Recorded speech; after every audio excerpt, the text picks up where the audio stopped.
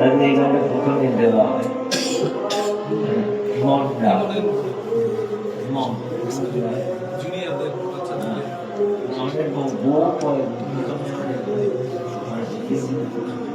গান বাজছে ঝিঝির আওয়াজ গানটা শুনে যদি একটুখানি গানের চর্চা দেখতে হবে মন রাগের একটা মানুষ শুনতে হয়ে যাচ্ছে বাকি যাচ্ছে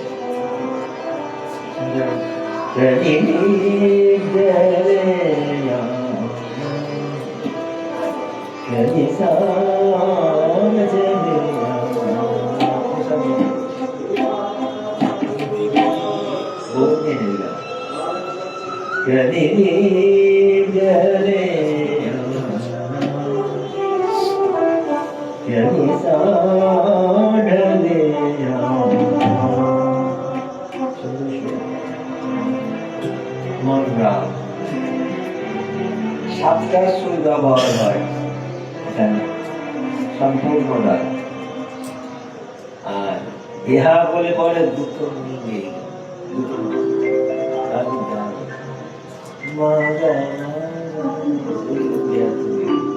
ইমান হচ্ছে একদম প্লেন।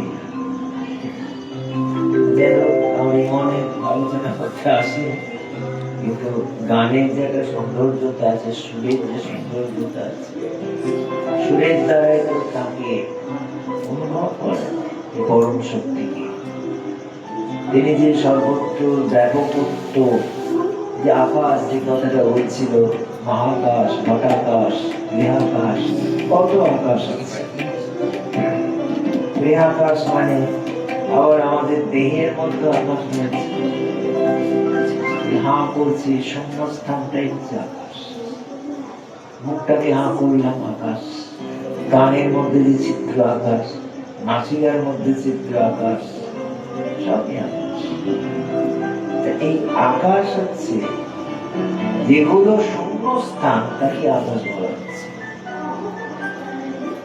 এবং সেখানে সেখানে মহাকাশ জানা যাচ্ছে না গৃহাকাশ এই ঘরটার মধ্যে ঘরটায় বসে আছে এখানে আকাশেই বসে আছে চারিদিকে আকাশ আকাশ আকাশ হচ্ছে এমনই একটি বস্তু যেটা কোনোদিন ক্ষয়ও হয় না কোনোদিন তার শেষ হয়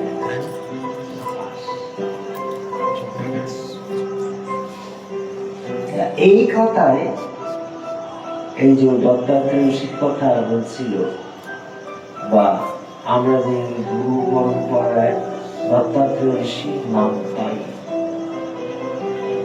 মানে দত্তাত্রেয় ঋষির নাম ঋষি মানে যারা বেদের মন্ত্রকে দর্শন করে দত্তাত্রেয় ঋষি কত ঋষি আছে এনার নাম অনেক জায়গায় পাওয়া যায় দত্তাত্রেয় এটি হচ্ছে যখন কাহিনী আছে ব্রহ্মা বিষ্ণু মহেশ্বর অনুসর কাছে এসেছিলেন সতী অনুসর সতী অনুসর কাছে যখন এলেন তখনই ওই তারা একটা অন্য ভাবনা নিয়ে এসেছিলেন তারা বলছেন যে তোমার দুগ্ধ পান করবো অনুসরাকে বলছেন সতী অত্রি অত্রি অনুসর তোমার মা তোমার দুগ্ধ পান করবো বলে হ্যাঁ করতে পারেন বালক হোক সেই বালক হলে একজন ওরসে একজন দেখছে তিনি মহাদেবের ওরসে এলেন দুর্বাসা শিবের ওরসে ব্রহ্মার থেকে এলেন দত্তাত্রেয় এলেন বিষ্ণুর থেকে দত্তাত্রেয় আর ব্রহ্মার থেকে এলেন ওই প্রথম যেটি বলছিলাম যে ব্রহ্মা বিষ্ণু মহেশ্বরকে দুর্বাসা এইভাবে বালবৎ সেই সতীত্বের পরীক্ষা নেওয়ার জন্য অনুসুয়া, সতী অনুসুয়া।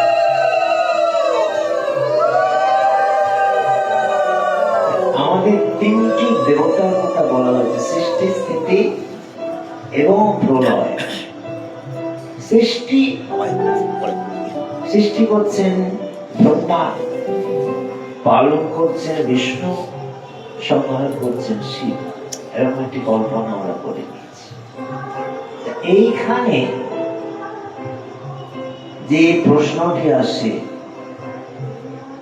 আমরা বলি গুরুকে বলি গুরু ব্রহ্মা, গুরু বিষ্ণু, গুরুদেব মহেশ্বর, গুরু সাক্ষাৎ পরব্রহ্ম, তস্मै শ্রী গুরবে নমঃ। উচ্চারণটা কিন্তু গুরবে নমঃ, গুরুবে না, গুরুবে বলে ভুল হয়ে যাবে ব্যাকরণের। গুরবে আমরা এগুলো জানি, কেননা আমরা এগুলো অবশ্যই স্বভাব দিয়ে গেছি। তো তখনকার দিনে সব বড় বড় যারা মানে প্রবচনকার, ধ্যানেশ নারায়ণ চক্রবর্তী, বিরাট পণ্ডিত, এখন আছেন নৃসিংহ দাদুরি, কিছু কিছু আছে। তার ধ্যানেশ নারায়ণ চক্রবর্তী আমি গেছি যখন সুরেখা হাউস বলে একটা জায়গা, গুরু পূর্ণিমার অনুষ্ঠান করছে সুরেখা হাউস। সেখানে সবাই খুব গান করছে,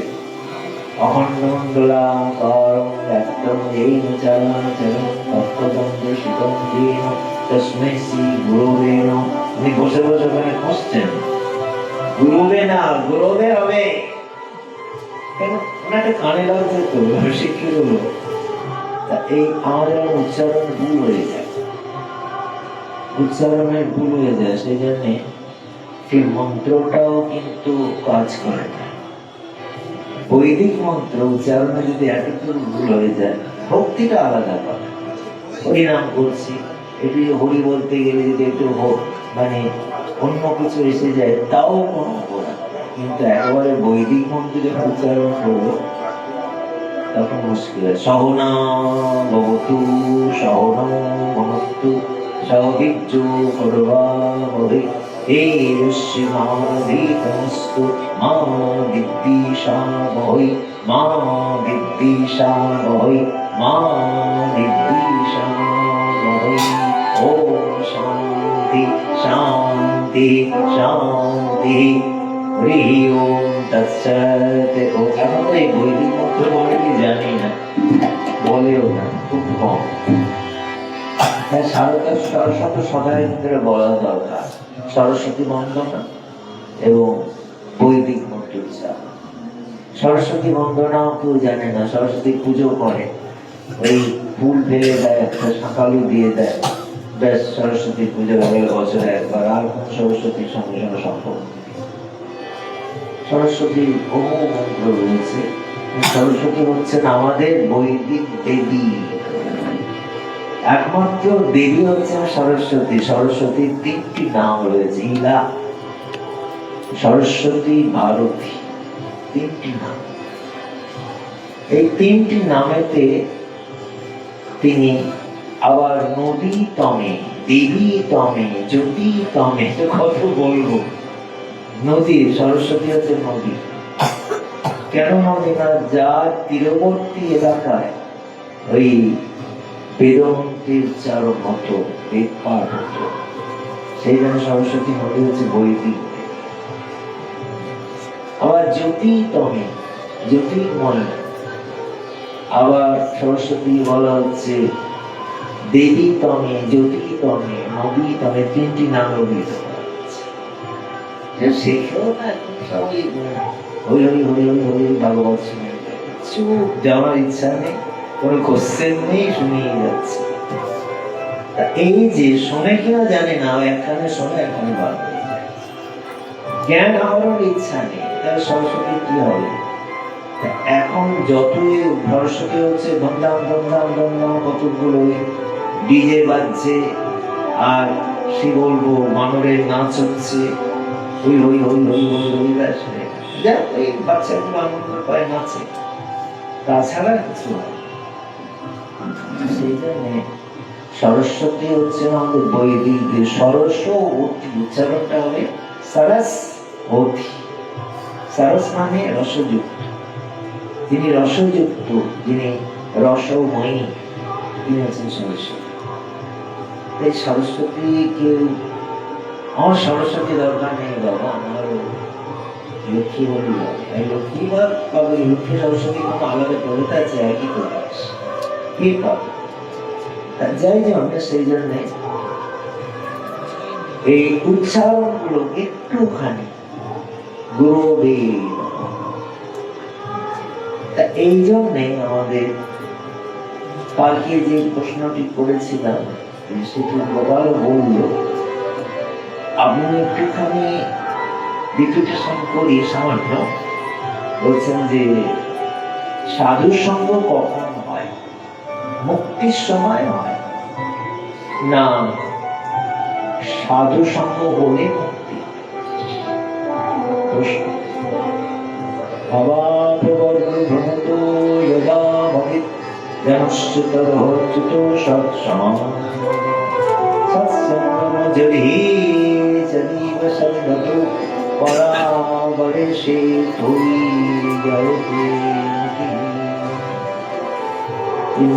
রাজা কৃষ্ণকে স্তব করছেন। গুহার মধ্যে অনেকদিন পরে ঘুমিয়েছিল, সেই ঘুমিয়ে থেকে থেকে ঘুমোচ্ছে। দেবতাদের কাছে তার বরদান, সে চেয়েছে যে আমি ঘুমোতে চাই, নিদ্রা দাও, পরিশ্রান্ত। আমি ঘুমানো মানে সমাধিতে লীন হতে চাই, সমাধি দাও। তখন সেখানে ওই বলছেন যে আমার নিদ্রা যদি ভঙ্গ করে তাহলে সে যেন রোষানলে, সে যেন মৃত্যু না। এটা বলছে রাজা দশম স্কন্ধের ঘটনা। অনেক দিন কেটে গেছে, কৃষ্ণ তার কাছে দেখা দিয়েছেন। কখন দেখা দিচ্ছেন না, যখন সে চোখ মিলিত করেছে, অপূর্ব সুন্দর গুহাটা যেন আলোকিত গুহা সবাইকে দেখেছেন, যেটা কেভ বলা। গুহা জানবেন কিনা যে এখন তো ইংলিশে কেভ দেখে পরে তার মধ্যে শুয়ে আছেন কে? আর তার সে স্বয়ং বহুদিন কেটে গেছে। এইভাবে আস্তে আস্তে কাল যখন ধ্বংস হয়ে গেল, ভগবান শ্রীকৃষ্ণের মানে একটা কৃপাতে কাল যখন এসেছিল মথুরাপুরীকে ধ্বংস করতে। 17 বার জরাসন্ধ ফিরে গেছে, 17 বার জরাসন্ধ চলে গেছে, হার স্বীকার করেছে। 18 বার যখন আসছে জরাসন্ধ ভাবছে না আমি যাব, কাল যমনকে নিয়ে যাই। কাল যমনের পর ছিল যে সেই যদুকুলের হাতে কাল যমন দেখা দিয়ে কৃষ্ণ ছুটছেন, কাল যমন ছুটছেন, ছুটতে ছুটতে একটা গুহার মধ্যে প্রবেশ করেছে। অন্ধকার গুহা, কেউ নেই। জরাসন্ধ প্রবেশ করেছে তার মধ্যে, দেখছে একটা ব্যক্তি নিদ্রিত হয়ে আছে। ও কৃষ্ণকে মনে করছেন, তুমি আমাকে এরকম করে গুহার মধ্যে নিয়ে এসো, আর তুমি এখন আমার সঙ্গে দেখা করছো। একলামি হয়েছে, অনাঘাত। আর তাতে কি হলো না, মুচুকুন্দ রাজা দেখতে আমার ঘরে গেল, দৃষ্টিপাত করলেন, কাউদের মানুষ। তারপর মুচুকুন্দ রাজা দেখছেন জ্যোতির্ময় পুরুষ। কে তুমি? তোমার নাম কি? তুমি থাকো কোথায়? বলছেন আমার অনেক নাম আছে, বর্তমানে আমার নাম হচ্ছে বাসুদেব, বসুদেব মাধব।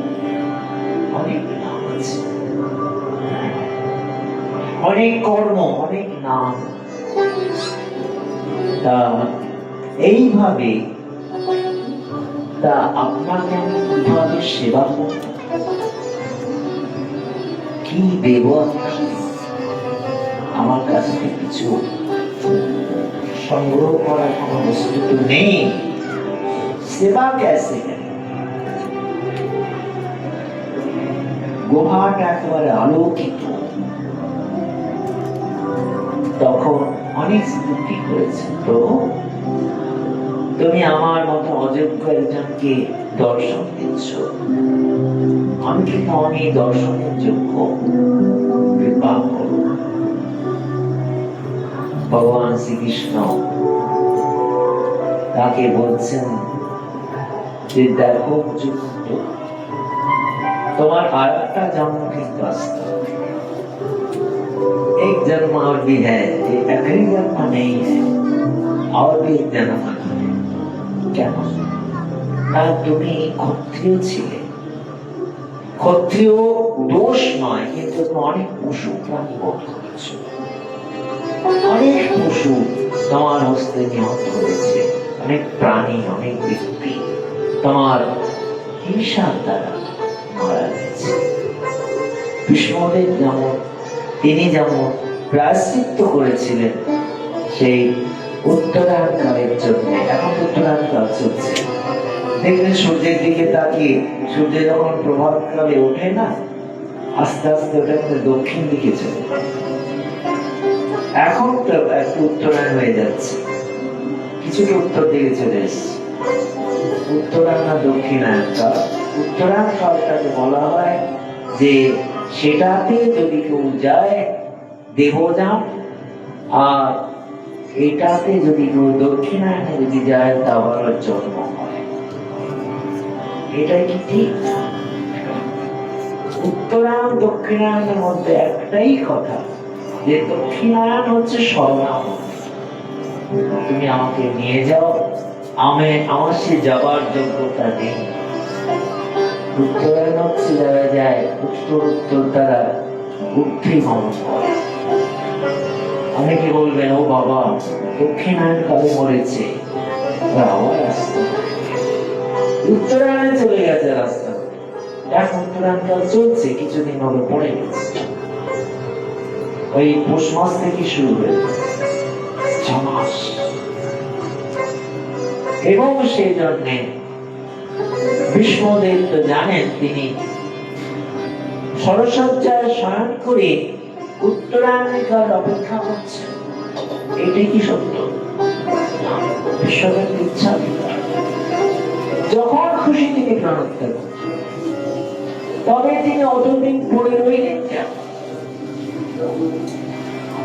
বলেন যে অনেক মানুষ, অনেক প্রাণী আমি হত্যা করেছি, সে হত্যা করেছি বলে আমার একটা আক্ষেপ হচ্ছে, কি করবো প্রভু? তখন ভগবান শ্রীকৃষ্ণ তার সামনে তার ইচ্ছা হচ্ছে এই মরণের সময়, শেষ সময় যদি একবার শ্রীকৃষ্ণকে দেখতে পারি, দর্শন করতে পারি। তিনি এসে দাঁড়িয়েছেন, শুধু একা নয়, তিনি আবার পঞ্চ পাণ্ডবকে নিয়েছেন, আবার দ্রৌপদীকে নিয়েছেন। কেন না? দ্রৌপদী এবং পঞ্চ পাণ্ডব মিলে তারা ওই ভীষ্মদেবকে, ভীষ্ম নামটা কেন ভীষ্ম, যার প্রতিজ্ঞা এত সাংঘাতিক, তিনি বলেছিলেন আমি সিংহাসন বসবো না, আমি রাজত্ব, সেই জন্য তিনি ভীষ্ম ভীষণ, সেই প্রতিজ্ঞা তিনি রেখে শেষ করছেন। শ্রীকৃষ্ণকে চিনেছিলেন কি কয়েকজন মুসলিম, সবাই কিন্তু না। আপনারাও হয়তো জানেন, যদি একটু পঠন পাঠন করেন জানছেন যে ভীষ্মদেব জেনেছিলেন, আর জেনেছিলেন তাকে বিদুর, যুধিষ্ঠির, কয়েকজন ব্যক্তি, সবাই কিন্তু না।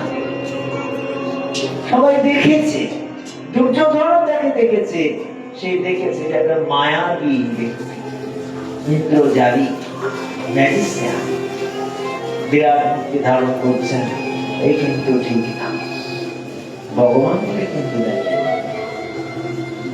ভগবান মানে ঐশ্বর্যস্য সমগ্রস্য বীর্যস্য যশস্য জ্ঞান বৈরাগ্যশ্চৈব সম্মান অবৈধি।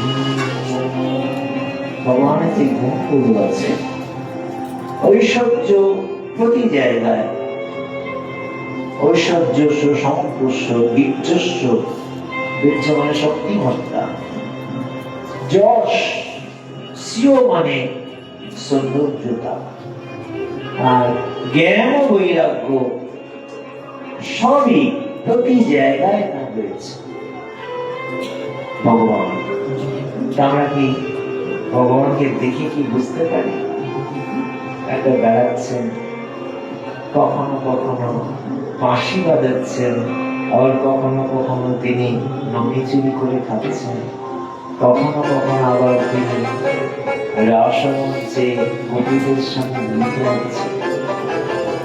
আমরা কি ভগবানকে বুঝতে পারব?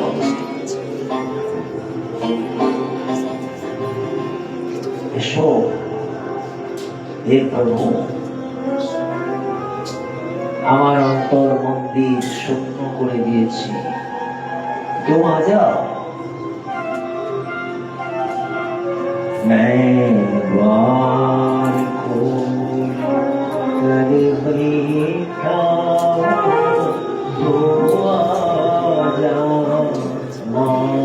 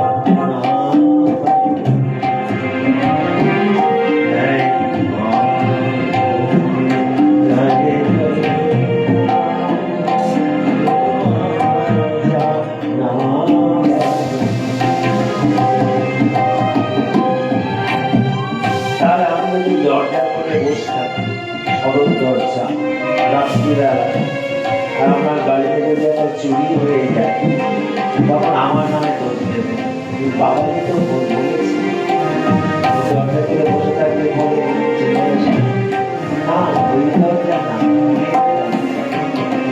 মনের দরজা মনের মধ্যে যে আবরটা রয়েছে সেই দরজাটা খোলার চেষ্টা করো। যিশু বলছেন নক করলে দ্বার খুলে নক করতে বারবার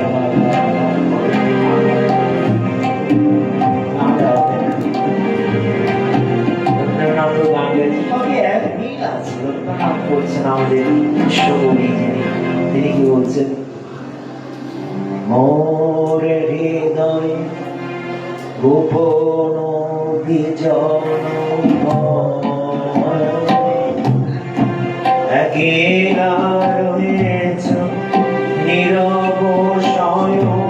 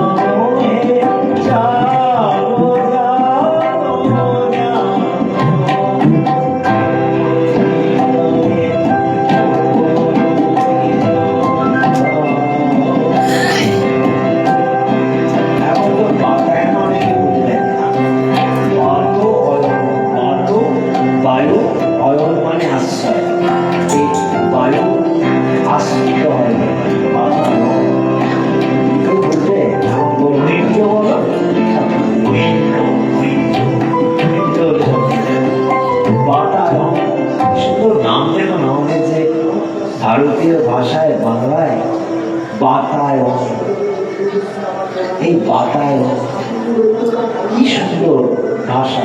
উইন্ডো সে বলে উইন্ডো উইন্ডো।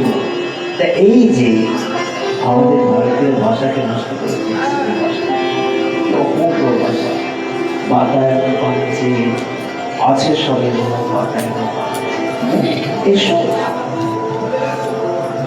মীরা তব নয়নে মীরা বলিহা তব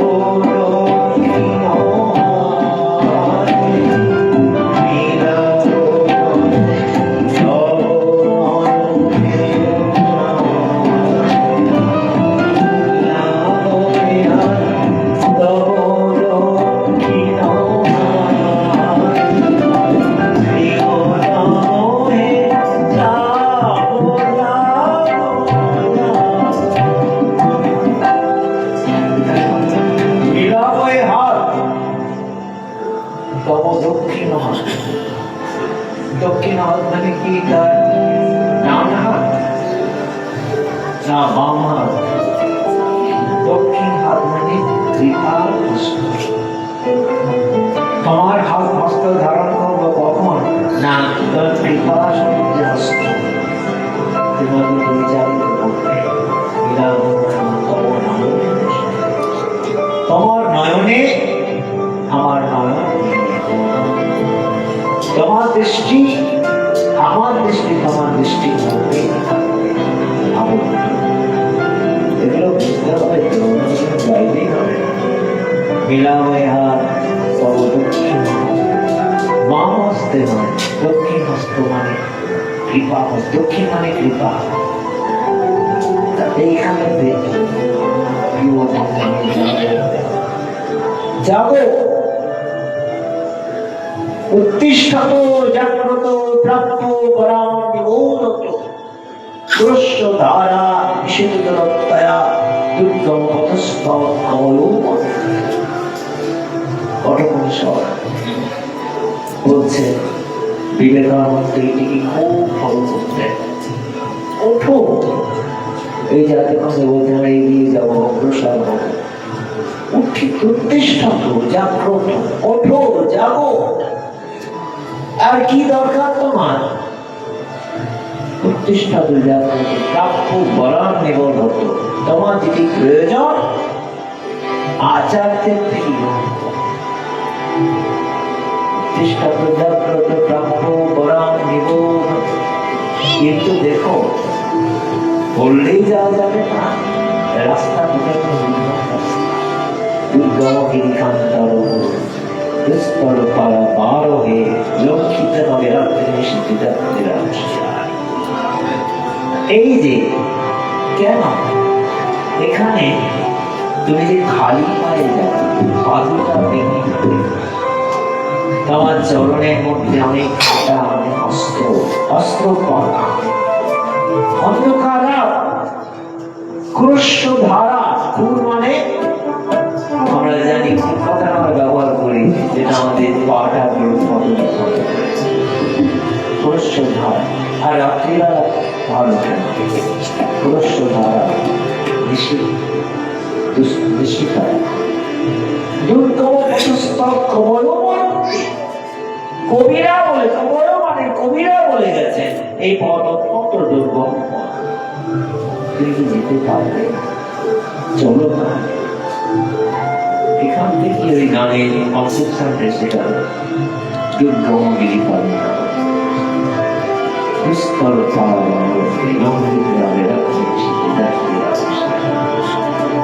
এই গানের কনসেপশন গুলো কিন্তু আমাদের সব করতে আসছে। ওঠো জাগো, বলে জেগে তো লোকে থাকে, উঠবো আর জাগবো কেন? এটা কি কথা? উদ্দিষ্ট তো ঠিক আছে, আমি মধ্যে উঠলাম, তারপর আমি জাগবো। উদ্দিষ্ট তো জাগবো, প্রাপ্য বরান নেব না। আগে তুমি দেহটাকে সজ্জার থেকে ছাড়ো, তারপর তোমার চেতনা বুদ্ধিটা বেরিয়ে আসো। তবেই তোমার কি নেবার তুমি নাও, আচার্যের থেকে, জ্ঞান পান ব্যক্তির থেকে গ্রহণ করো। এই পথ পুরুষ ধারা, অন্ধকার রাত, পাদুকা বিহীন হয়ে তোমাকে চলতে হবে। আর তোমার চরণে অনেক কিছু অস্ত্র শস্ত্র আঘাত করবে, রক্তাক্ত হয়ে যাবে। তুমি কি পারবে? ভয়ঙ্কর। বিবেকানন্দ এই শ্লোকটিকে সেট করতে থাকলেন। যমরাজ নচিকেতাকে বলছে, তুমি যদি তাকে জানবে, জানবার উপায়টা বলি কি করে? তার বর্ণনা দেওয়া মুশকিল। বিরাট একটা শক্তিপুঞ্জ, কি করে তাকে জানবে? একটা অগ্নির গোলা, বারবার তার অভ্যাস। সেই জন্য আমাদের এখন প্রচলিত গানে বলি দুর্গম গিরি কান্তার দুর্গম গিরি কান্তার দুস্তর পারাবার লঙ্ঘিতে হবে রাতে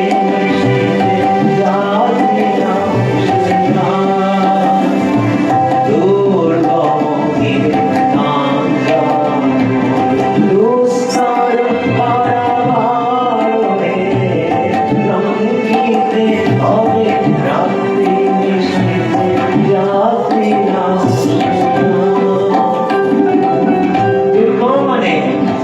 দুর্গা নামটা কেন দুর্গা দুর্গা আর বলে দুর্গা দুর্গা দুর্গা নামক অসুরকে মানে দুর্গমতাকে যিনি শুভমতায় এনেছেন এই দুর্গা দুর্গা অসুরকে বধ করে তার নাম হচ্ছে দুর্গা দুর্গা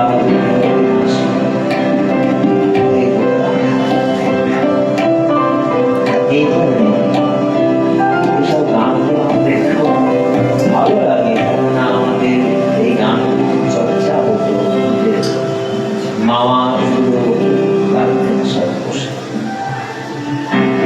সুভাষ বসের সহকর্মী ছিলেন। সেই সুভাষ বসের দুঃখ লাগে যে তার জন্মোৎসবটা একাশে হয়ে যাচ্ছে, কেউ তাকে সেভাবে প্রজাতন্ত্র দিবস হচ্ছে গান বাজনা ওই ওই ওই ওই, কিন্তু যার জন্য প্রজাতন্ত্র এলো তাকে কেউ মনে রাখছে, চৈতন্য মহাপ্রভুকে কেউ মনে রাখছে না, খালি ভোগরাগটা কি মনে রাখছে, 64 মহানকে ভোগ হচ্ছে, সর ভাজা মাল ধোয়া লুচি পুরি আনন্দে ভোজন করেন নদিয়া। আরে নদিয়া গিয়ে কেউ ভোজন করে না, আমাদের ভোজন করা তার অত খাবার পরিমাণে যা দেবে একটা তুলসী, একটা জল, একটা পুষ্প, পত্র পুষ্প ফলম জমি ভক্তা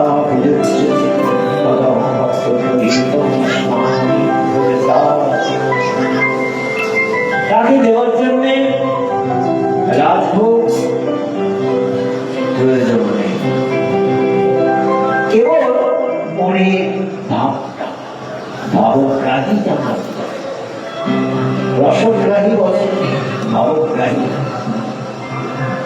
তোমার ভাবটাকে দাও, ভাবটা আড়ম্বরের মধ্যে চলে যাচ্ছে। যাই হোক, আমাদের এই পথ প্রচন্ড দুর্গম, সেই জন্যে আমরা যখন যাব সহ্য ক্ষমতা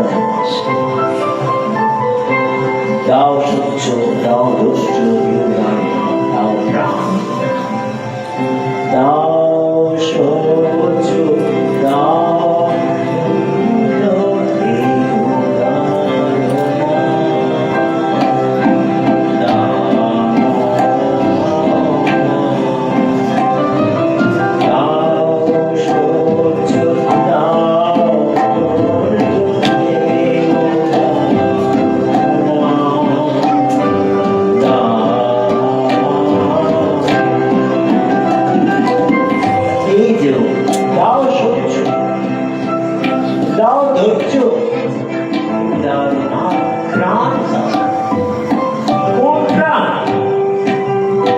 এই প্রাণ হচ্ছে আমাদের আলো রাশি,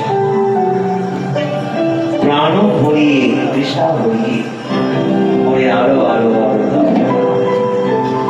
তব ভুবনে তব ভবনে আরো আরো আরো গানগুলো দেখতে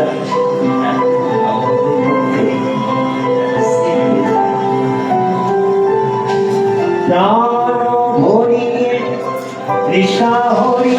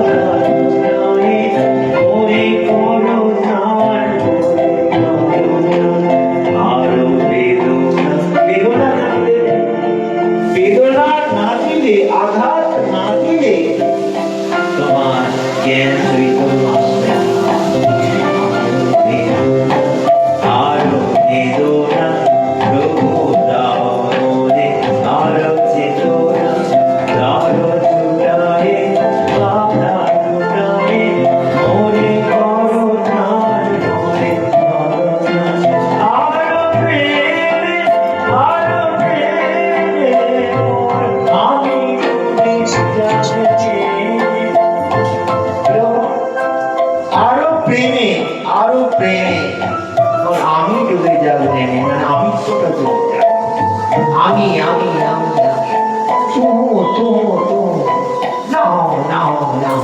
এটা চলে যাবে। প্রেম যদি আসে সব তুমি সব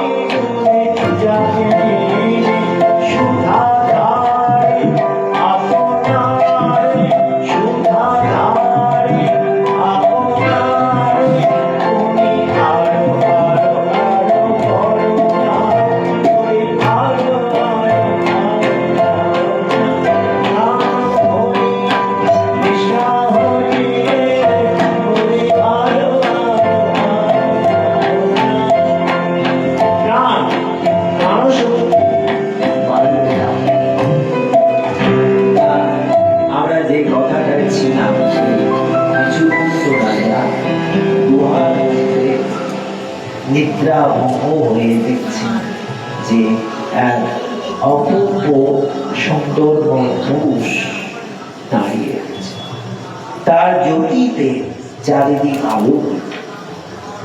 কে আপনার পরিচয় কি প্রভু? আপনি কি আমাকে কৃপা করতে এসেছেন? আপনার নাম কি? আমার কোনো নাম নেই, আমি অনাম। আমি যখন যে নামে যে ডাকে সেই নামে, যে যখন ডাকে যে নামে, আমার কোনো নাম নেই, কোনো নাম নেই গো আমার কারণ কেউ নয় গো আমি। এটা ব্রহ্মের কথা। ব্রহ্মের যদি বাণী থাকে, এটা কিন্তু একটা আধুনিক গান, ঠিক আছে, চটুল গান, কিন্তু এর মধ্যে কিন্তু অনেক তাৎপর্য রয়েছে। সব থেকে নিতে হবে কারো কেউ নয় গো, কেউ আমার নয়, আমার নাম নাই গো আমার। তারপরে এটা কিন্তু অবশ্যই মধ্যে দেখা যাচ্ছে। কেন? তোমার বাড়ি কোথায়? তোমার বাড়িটাই তোমার বাড়ি, আমার বাড়ি, আমার বাড়ি নাই। পথে ফেলে দিলে আমায় পথে, যে যখন ডাকে আমায় কিনে নিতে চায়, মনের মতন দামটি দিলে। এটা আমার বিশাল মহাজনী লেখা নয়, আধুনিক একটা কবি। দেখো মনে সে দরদ আসে। আমার কোনো নাম নেই, নামটা তোমরা দিয়েছ। আরো তো নাম মানে তো জ্ঞান, সচ্চিদানন্দ। এই হচ্ছে আমার পরিচয়, সচ্চিদানন্দ।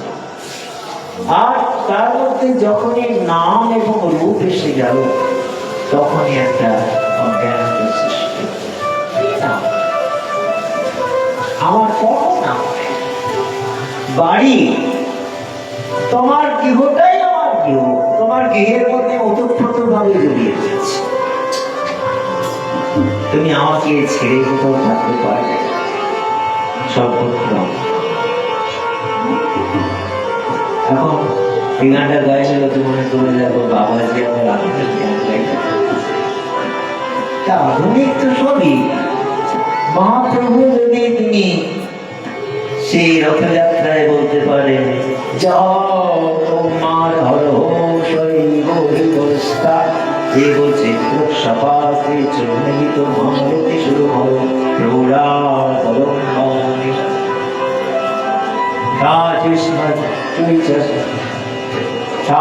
ভস্মী তথাপি তত্র শ্রোত দেবা লীলা বিভো দেবার জীবিত শীতলে চিত সমুত্তম।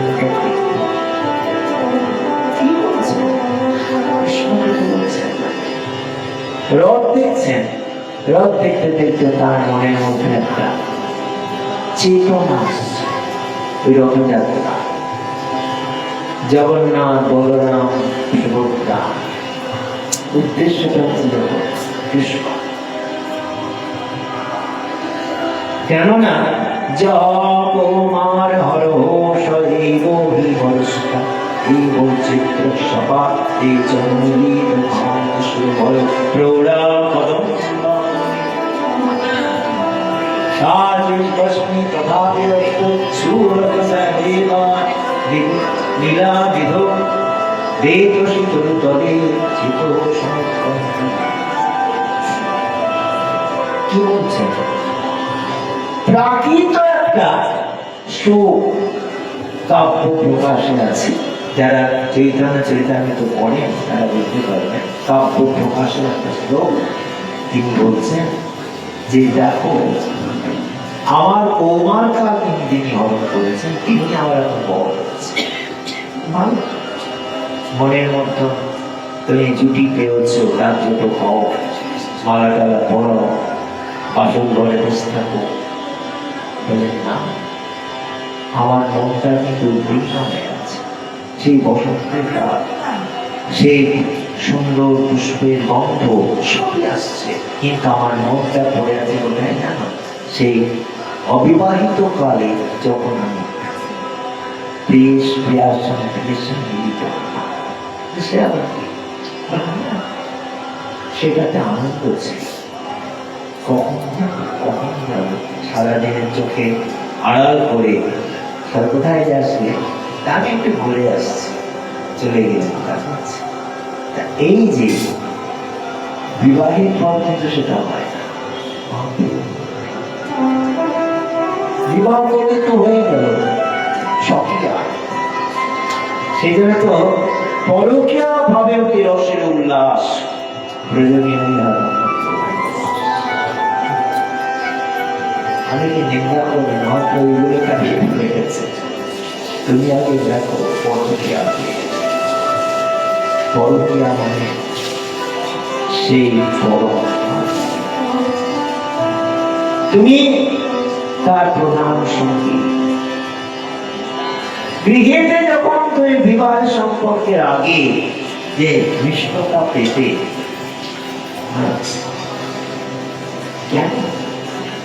তখন একটা পাবার ইচ্ছাটা সবসময় বাধা হবে।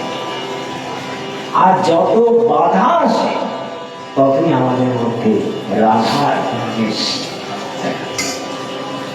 বাধাই রাধা, বাধা। দেখবেন নদী আসছে, সেই অনেক পাহাড় থেকে নদী প্রবাহিত হচ্ছে ঝর্ণা দিয়ে।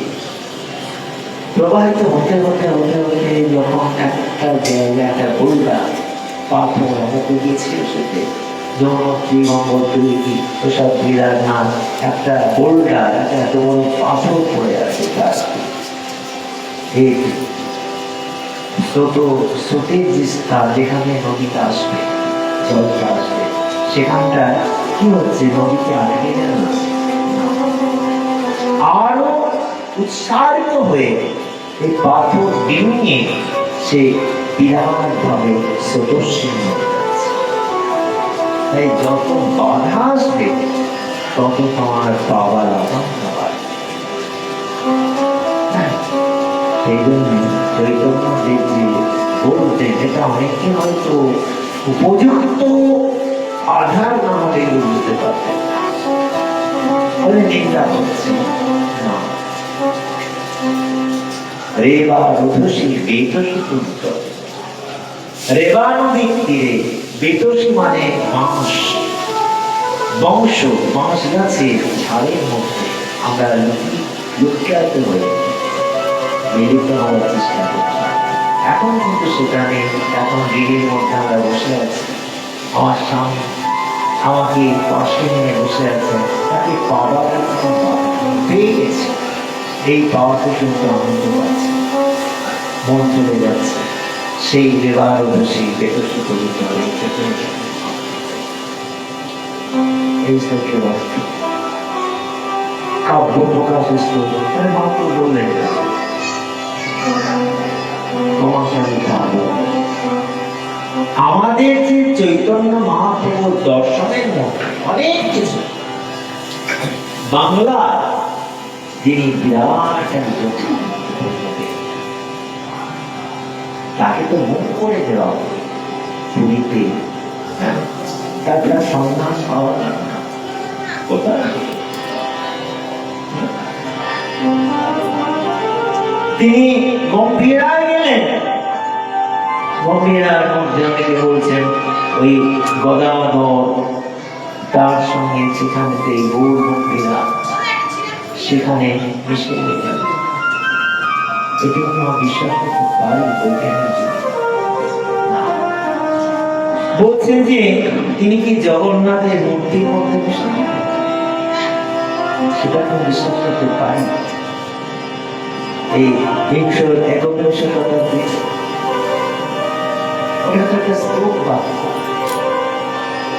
আবার আমরা দেখছি পুরীর সমুদ্রে, পুরীর সমুদ্রে অনেকবার যাওয়া হয়েছে। পুরীর নীল জল দেখে তার যমুনার কথা মনে হতো, তিনি যমুনার মধ্যে ঝাঁপ দিচ্ছেন, আর তার দেহটা কখনো কখনো লম্বিত হয়ে যাচ্ছে, কখনো আবার কুর্মের আকার ধারণ করছে।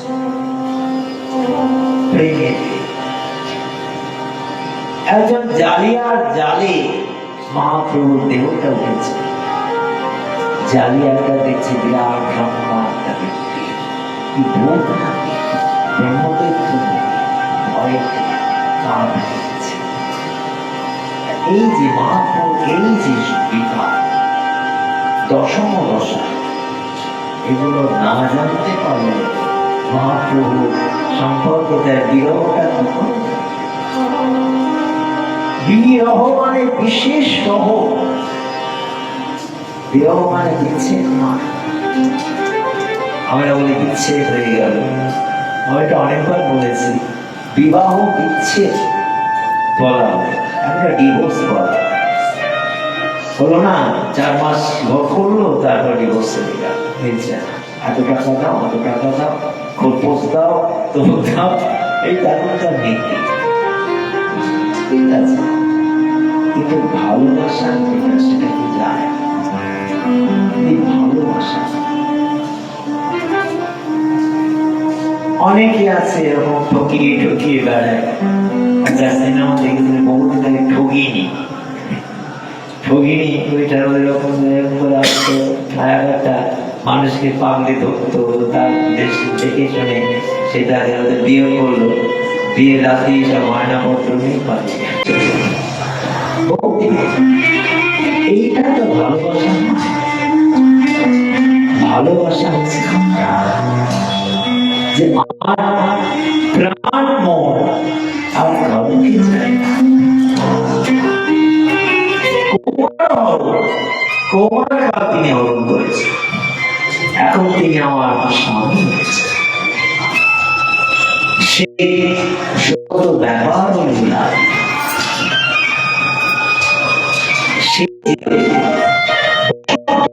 চৈত্র মাস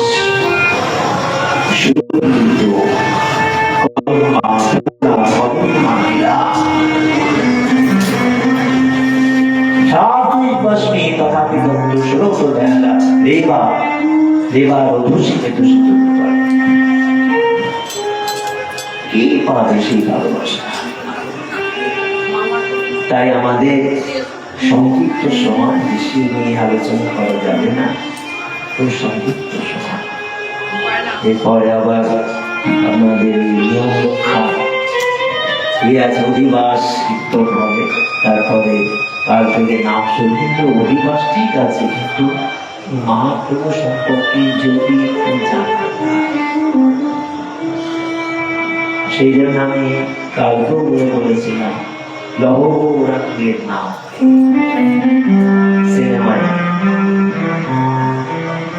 বা যদি আপনি গোরা উপন্যাসটা পড়েন, গোরা মানে রবীন্দ্রনাথের, গোরা হচ্ছে নকশাল নেতার লেখা শৈবাল, এটা তৈরি করার ঐতিহাসিক ভাবে চৈতন্য মহাপ্রভুর জীবনীটা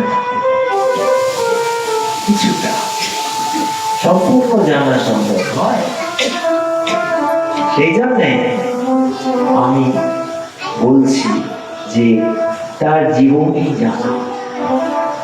মহাপ্রভুকে তো অনেক দিনে দেখেছি, ভালোবাসতাম, দেখেছি মানে মনে মনে তাকে কল্পনা করেছি।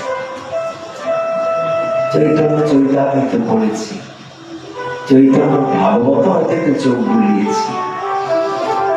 তারপরে যে চৈতন্য মঙ্গল একটি আছে, আবার জয়ানন্দের একটি চৈতন্য মঙ্গল আছে, যেখানে বলা হচ্ছে চৈতন্য মহাপ্রভু রথে নৃত্য করতে করতে তার পায়ের মধ্যে একটা ইট বেঁধে দিয়েছে। সেটা থেকে একটা গ্যাংগ্রিন হয়ে তিনি দেহত্যাগ করেন। সেটা আমার বৈষ্ণবরা মানছে না, এটা হতে পারে না। কেন মানবে না? তিনি দেহ ধারণ করেছে। কেন সমস্ত দেহের প্রতিটা জিনিস তাকে গ্রহণ করতে হয়? রামকৃষ্ণদেব ক্যান্সার হয়েছে, শ্রীকৃষ্ণর চরণে তীর বিদ্ধ হয়েছিল, সবগুলো মানছি। আমি মহাপ্রভুর ব্যাপার মানছি না, অলৌকিক নিন্দা হচ্ছে। এইভাবে তার যে শেষের যে অবস্থাটা, অন্তলীলা, অন্তলীলা সম্পর্কে বৃন্দাবন দাস ঠাকুর একটা কথাও বলেননি, অন্তলীলা লেখেননি।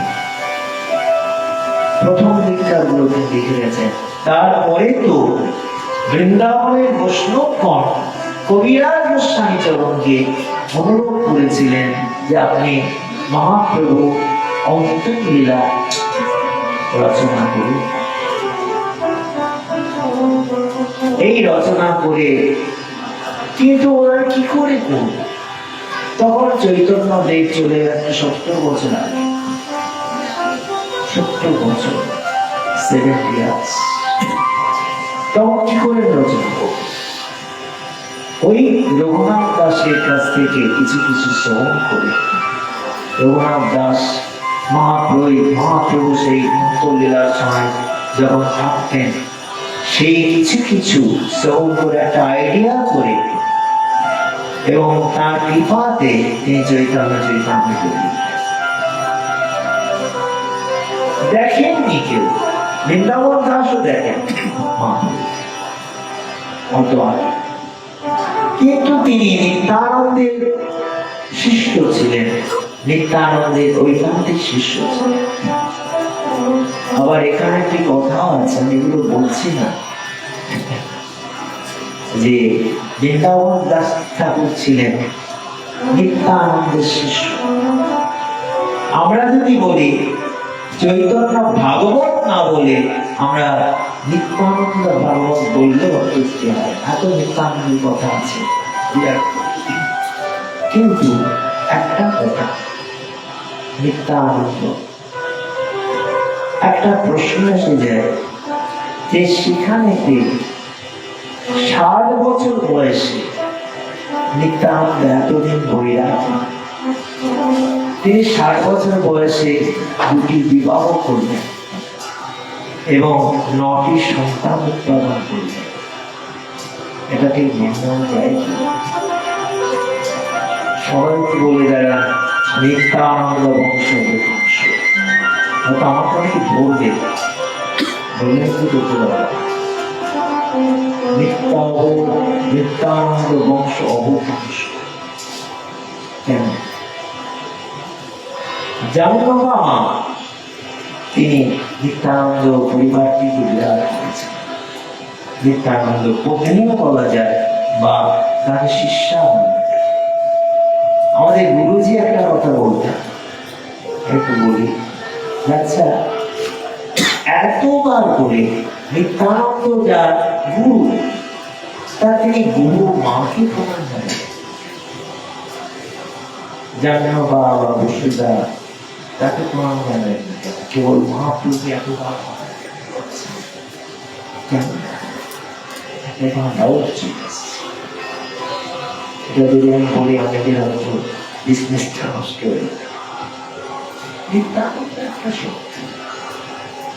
নিত্যানন্দ ভক্তের একটা আদর্শ, যিনি প্রতি জায়গায় কখনো পাগলের মতন অবরুদ্ধ, মানে কখনো কখনো তিনি গহনা পড়ছেন, কখনো কখনো তিনি নৃত্য করছেন। তার একটা অদ্ভুত চরিত্র। মালিনী দেবী দুগ্ধ পান করতেন দেখতাম, জানেন? শিবাসের পর মালিনী দেবী দুগ্ধ পান করেছেন, তখন তার 34 বছর বয়স। এগুলো তো জানো, সত্যটা উদ্ভাবন। কেননা মাতৃশ্লোক এবং সেই নিত্যানন্দের সেই গৌরীর কথা আমরা এইখানে বসে নবদ্বীপ ধাম, এই নবদ্বীপ ধাম আমরা শ্রবণ করবার চেষ্টা করছি সামান্য ভাবে, সংক্ষিপ্ত ভাবে, কি করে তাকে জানা যায়।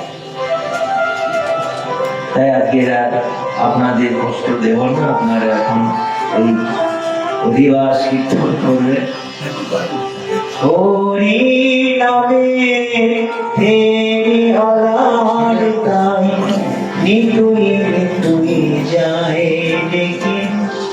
হরি নামে তেরি আলার তাই নিতুই নিতুই যায় দেখি। যাই আনন্দ যায়, যাই হরি নাম নিবিকে, যাই আনন্দ যায়, যাই হরি নাম নিবিকে।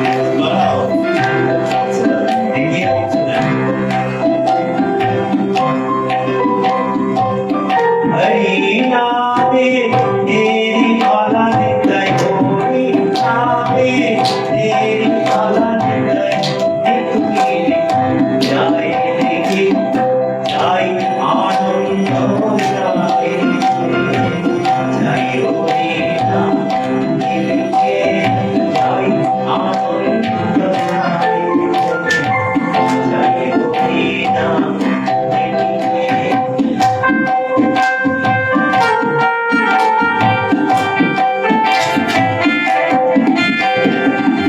ভালো করে গঙ্গার ধার,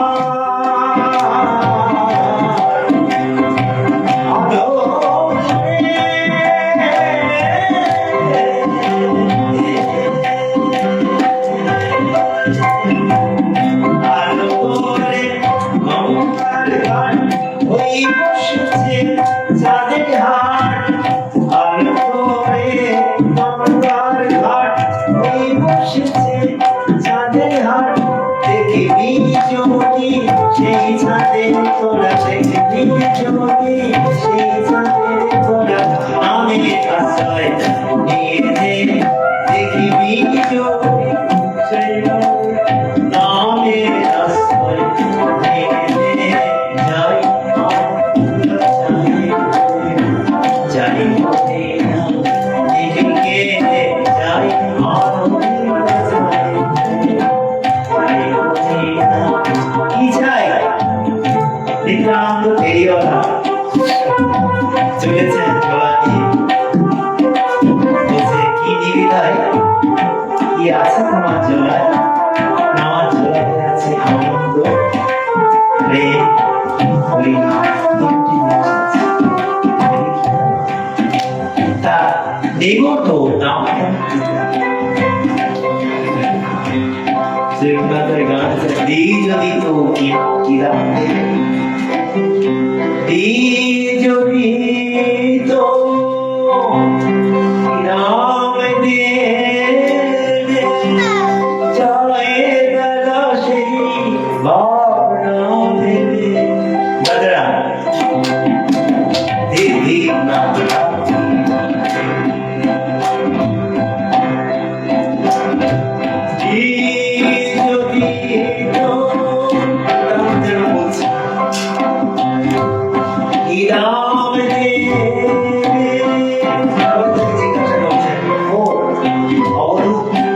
তোমাকে যদি দেওয়া হয় তুমি কি আমাকে দেবে?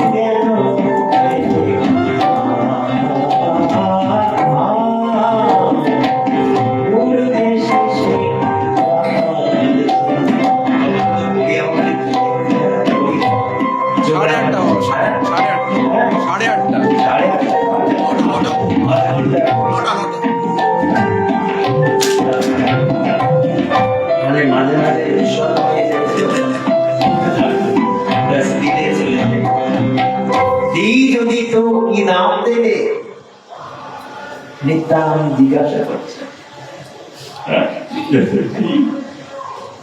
কি নাম দেবে?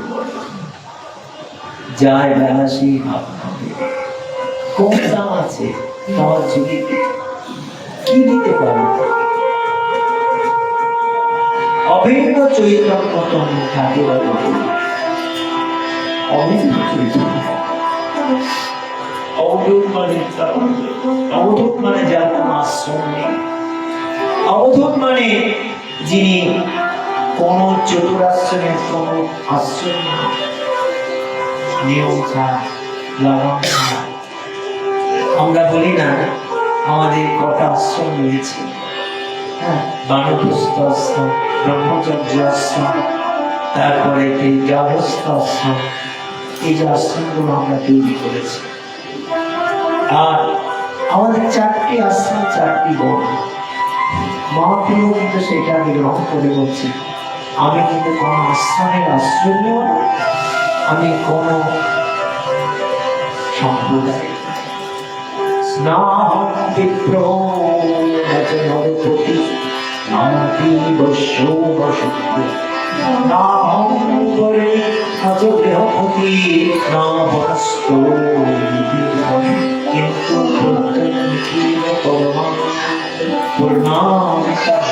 গোপীর ভক্ত দাস দাস। এই মহাপ্রভুকে নিয়ে শেষ করা যায়। আমাদের বাংলা সম্পদ এত থাকতে আমরা ঘুরে বেড়াচ্ছি কোথায় রাম লক্ষ্মণ, কিছু মনে করবেন না। আমাদের নিজের গৃহের ঠাকুর নিত্যানন্দ নবদ্বীপ ধাম, তাকে প্রসারিত করার চেষ্টা করে, তাকে সম্মান করা। তিনি কোথায় গেলেন তার অন্তর্ধান রহস্যকে পাঠ করব, তবে তো বুঝবো ওই গৌরব তারা ভালোবাসে কোথায়। আমাদের নেতাজির জন্য চোখে জল আসে, তিনি কোথায় গেলেন? 48 বছর বয়সে তার কোনো সংবাদ পাওয়া গেল না, মেসেজ নেই। তিনি অক্লান্ত পরিশ্রম করলেন দেশটাকে সুখী করবার জন্য। আর সেই দিনে এই কতগুলো লাড়িয়া পাঠানো হচ্ছে, আমার গা জ্বলে গেছে। মানে নেতাজি সুভাষচন্দ্রের একটা আবির্ভাব ডেট, খালি ওই মাসে দিচ্ছে, ও শুভেচ্ছা জানাচ্ছে। আরে তার উদ্দেশ্যে কিছু একটা নাটক তো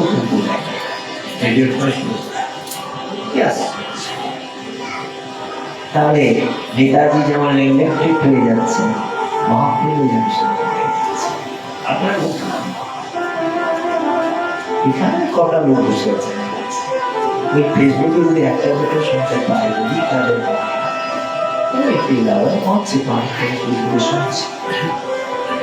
আমার কোনো প্রাপ্তির আশা নেই, আমি কারো থেকে একটা পয়সা চাই না। কি হবে? আমার প্রয়োজন কি? আমার খরচটা আছে, করলে আমি খরচ করা সংক্ষিপ্ত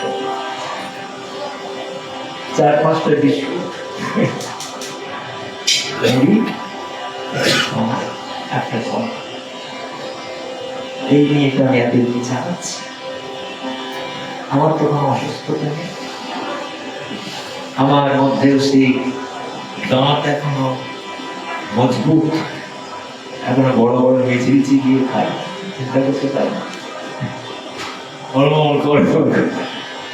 আমি নিজেই ভাবে, আরে বাবা দাঁত ভেঙে যাবে না, তোদের কটা এত বড় মেচিরি করে। চোখের এখনো পর্যন্ত যাই পূজা একটা অসুস্থতা নেই, পাওয়ারের গন্ডগোল একটু হয়, সেটা হতেই পারে। পাওয়ার ছাড়াও এখন দেখি চশমা না পড়েও দেখি, হয়তো চশমাটা খুঁজে পাওয়া গেল না, তো ঠিক থাকে না, চশমাটা খুঁজে পাওয়া গেল না, যাকে যা খালি চোখে এভাবে তো হচ্ছে। চোখের কিছু আমাদের কিছু নেই, হার্টের কোনো প্রবলেম, চোখের কোনো প্রবলেম, একটা দিয়ে দিলাম সিক্রিস, হাঁটা চলার অসুবিধা। এখন বললেই এখানে সেখানে যেতে গেলে একজনের উপর ডিপেন্ড করতে হবে। সীতারামদাস চট্টোপাধ্যায় ছিলেন, নিশ্চয় নাম শুনেছে। তাকে তিনি হাঁটতে পারতেন না, তাকে কিন্তু শিষ্যরা সব কাঁধে করে নিয়ে তিনি হাঁটতে পারতেন। কি হয়েছে মানে এটা শিষ্যরা মনে করছে আমার, কারণ আমার জন্য সে না, আমারটা হয়তো মনে করলে কি রে বাবা, অপদার টেনে টেনে নিয়ে যেতে হচ্ছে। আর সীতারামদাস শঙ্কর যারা শিষ্য হাজার হাজার, তারা ভাবছে আমাদের কত বড় বাক্য, এই গুরু আমাদের কাঁধে চলে যাচ্ছে। সবই আপনার বিচার, আমাকে সে দেখিনি, রাখিনি, করিনি। আমি একা এসেছি, একা এসেছি ভাবে আমার পথের সন্ধান কে দেবে? একা একা থাকা যে আমি এখন সেটা বুঝতে পারছি। এই যে আমার সংক্ষিপ্ত জীবন চর্চা প্রয়োজন কিভাবে সত্যম চিতৌনি তোমার হয় নাকি সত্যম জলো কিম প্রধান পত্রা দিগ্বল কোলাদৌ সতী কিম। ভাগবতের শ্লোকগুলো পড়ার চেষ্টা করি। চিরাদিকের প্রতি রসত্রিকে সন্দেহিক্ষা নৈবাং রিপা পরদিত সহিত বুদ্ধা গুহা মুজরি গতি নৌপসন্না তস্মাৎ ভজন্তি কবয় ভাগবত যদি পড়ে মেনে তো বলতে তোমরা পড়ে দিতে চেষ্টা করো। সংস্কৃত মানিকা বলেছে সপ্তম শীত অগ্নি খুশি প্রকাশ ভবিষ্যতে থাকিতে আমাদের আরামে সজ্জা করবে। আর আমার যদি দুটো হাত থাকে, আমার বালিশের দরকার, ঘাসের মধ্যে শুয়ে পড়ো, বালিশের মাথা দিও না, দুটো হাত পান। কি করবে? সবাই তো টাকার দাম, টাকা যশ, যশ নাম যশ করে টার্গেট টার্গেট টাকা। আমার কাছে কয়েকজন আসবে মানে ভালোবাসা শিখতে চায়, আর ঠিক আছে সে এই কারণে পাঠ করতে ইচ্ছে করে, তার মানে টাকা। তুমি কি আমরা কিন্তু আজ পর্যন্ত বিনা কষ্ট